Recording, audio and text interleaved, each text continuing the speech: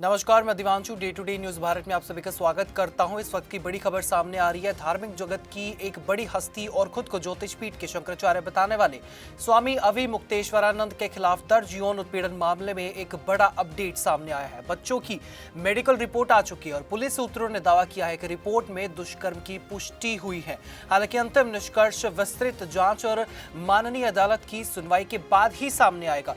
बुधवार को प्रयागराज में एक सरकारी अस्पताल में 2 डॉक्टरों के पैनल द्वारा पीड़ित नाबालिग बच्चों का मेडिकल परीक्षण किया गया था। मेडिकल रिपोर्ट को जो है सील बंद लिफाफे में जांच अधिकारी को सौंप दिया गया है। जानकारी के मुताबिक ये रिपोर्ट शुक्रवार को माननीय अदालत में पेश की जाएगी। थाना प्रभारी जूसी महेश मिश्रा ने पुष्टि की है कि मेडिकल परीक्षण पूरा हो चुका है, लेकिन चूंकि मामला न्यायालय में विचाराधीन है, इसलिए अधिक जानकारी साझा नहीं की जा सकती है। पुलिस सूत्रों का कहना है कि जांच अब इस दिशा में आगे बढ़ेगी कि कथित कुकर्म किसने किया, कब किया और कहां किया। अभी ये पूरी तरह से जांच का विषय है। जांच पूरी होने के बाद ही स्पष्ट होगा कि शंकराचार्य पर लगे आरोप किस हद तक सही हैं। इससे पहले आपको बता दें कि शिकायतकर्ता आशुतोष महाराज, जो जगत गुरु राम भद्राचार्य के शिष्य बताए जा रहे हैं, उन्होंने दावा किया था कि उनके पास सभी सबूत मौजूद है और मेडिकल रिपोर्ट में नाबालिगों के साथ शोषण की पुष्टि हो चुकी है। उन्होंने कहा कि न्याय जरूर मिलेगा। इसी बीच पीड़ित नाबालिगों में से कुछ बच्चों ने दावा किया कि वे जो है आश्रम में अध्ययन के लिए गए थे, जहां उनके साथ शोषण हुआ। पीड़ित के अनुसार कथित शोषण में शंकराचार्य के साथ उनके शिष्य मुकुंदानंद का नाम भी शामिल है।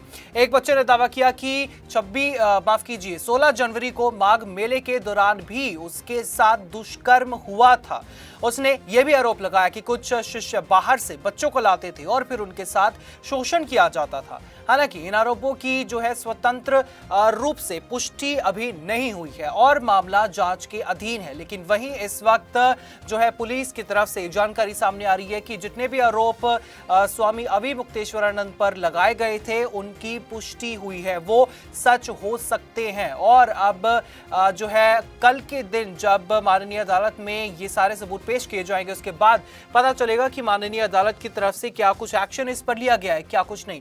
और इसी बीच शंकराचार्य के वकील को जान से मारने की धमकी मिलने की खबर भी सामने आई है। उनके मोबाइल फोन पर एक धमकी भरा संदेश भेजा गया, जिसमें वाराणसी की कचहरी को बम से उड़ाने और उन्हें भी नुकसान पहुंचाने की बात लिखी गई है। इस मामले में पुलिस ने सुरक्षा व्यवस्था बढ़ा दी है और जांच शुरू कर दी है। प्रयागराज पुलिस की एक टीम पिछले 4 दिनों से वाराणसी में मौजूद है। सूत्रों के मुताबिक पुलिस शंकराचार्य से पूछताछ कर सकती है और आने वाले समय में पूछताछ में और कई खुलासे हो सकते हैं। हालांकि अब तक आश्रम में जो है औपचारिक रूप से प्रवेश नहीं किया गया है। अब आपको एक बार पूरे मामले के बारे में बताते हैं कि आखिरकार पूरा मामला है क्या। पूरे मामले की पृष्ठभूमि समझाते हैं।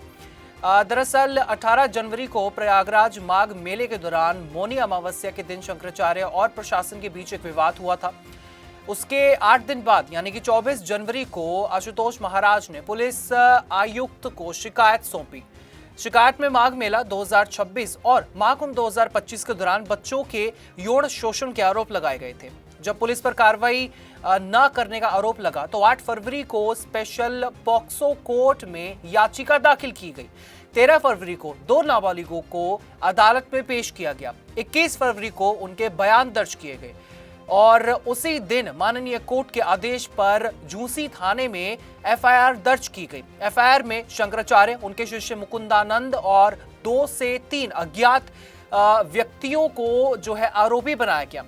24 फरवरी को शंकराचार्य ने प्रयागराज के एडिशनल कमिश्नर अजय पाल शर्मा पर साजिश रचने का आरोप लगाया। उन्होंने कहा कि उन्हें फंसाया जा रहा है। साथ ही उन्होंने इलाहाबाद हाई कोर्ट में आपको बता दें कि अग्रिम जमानत याचिका भी दायर की है। यह मामला अब कानूनी और सामाजिक दोनों दृष्टियों से अत्यंत संवेदनशील हो चुका है। एक और धार्मिक आस्था से जुड़ा बड़ा नाम है और दूसरी ओर नाबालिगों की सुरक्षा और न्याय का प्रश्न है। पॉक्सो एक्ट के तहत दर्ज मामले में जांच बेहद गंभीरता से की जाती है और माननीय अदालतें भी जो है सख्त रुख अपनाती है। यदि आरोप साबित हो जाते हैं, यदि आरोप सिद्ध हो जाते हैं तो सजा अत्यंत कठोर हो सकती है। यही ये भी सामने आएगा कि आखिरकार कब से इस तरह की चीजें आश्रम में चल रही थी और किसकी मानसिकता के कारण ये चीजें आगे बढ़ी। उसी के साथ यदि आरोप जो है असत्य साबित होते हैं तो ये भी स्पष्ट होगा कि किस स्तर पर साजिश रची गई।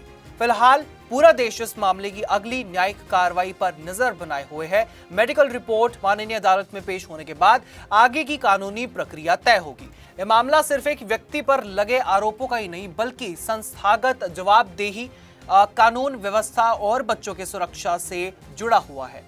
जांच जारी है। माननीय अदालत की सुनवाई आगे बढ़ेगी और आने वाले दिनों में कई अहम खुलासे संभव हो सकते हैं। आपका इस बारे में क्या कुछ कहना होगा, आप हमें कमेंट सेक्शन में जरूर बता सकते हैं। Day to Day News India आपके साथ हमेशा सटीकता और बिल्कुल निष्पक्षता के साथ हर एक खबर, हर एक अपडेट और हर एक इंफॉर्मेशन दिखाने का वादा करता है। Day to Day News Bharat का कोई भी पत्रकार न किसी से कोई तोहफा लेगा, ना कोई विज्ञापन, ना ही करेगा किसी को ब्लैकमेल। और हम हमेशा ये कोशिश करेंगे कि हम दबे कुचले लोगों की आवाज बने और ऐसे किसी भी व्यक्ति की खबर ना चलाएं जो कि भोले भाले लोगों को ठगता हो, उन्हें परेशान करता हो। इसी के साथ हमारे चैनल का मकसद होगा लोकतंत्र के चौथे स्तंभ को लोगों की नजरों में फिर से मजबूत करना। देश और दुनिया की तमाम हर छोटी और बड़ी खबरें जानने के लिए बने रहिए Day to Day News Bharat के साथ। मुझे दीजिए इजाजत और हमें हर किसी सोशल मीडिया प्लेटफॉर्म पर लाइक, शेयर और सब्सक्राइब करना बिल्कुल भी मत भूलिएगा।